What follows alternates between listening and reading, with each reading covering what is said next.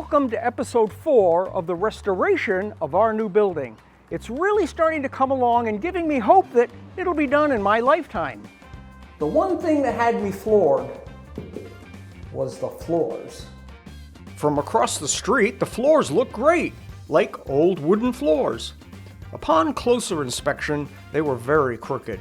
None of the thresholds matched, and there was no subfloor making them move and creak as you walked on them.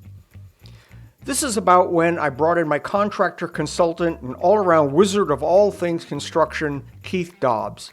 We had a long talk about some structural challenges with the building in the attic and under the floors. We concluded we would do a bunch of reinforcing under the building. Now it was up to me to get all the floors level and to get them to match room to room.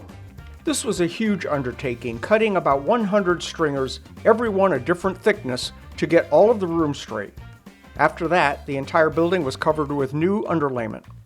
This took almost a month to complete, and boy, do my knees hate me now, but we now have wonderful, solid, flat floors.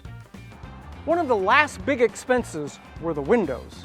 I decided to have Keith replace most of the windows and the front and rear doors because they were just too far gone to save. The two large windows in the front of the house are 100 years old and are the originals with the wavy glass. We started finishing the drywall and started painting and installing the new cabinets we got at the auction. We installed over 1,000 feet of computer network cable throughout the entire building to run all of the new technology. At this point, we figured it was safe to pick out the flooring, wallpaper, and hardware.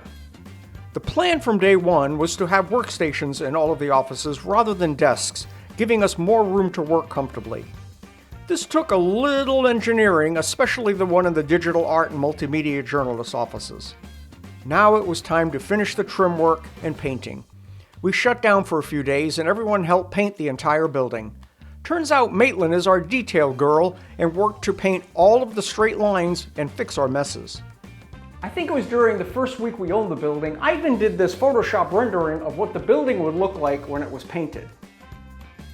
We gave this to Wrangle Painting to show them what we wanted it to look like. It was my wife Lisa's idea to paint the doors red.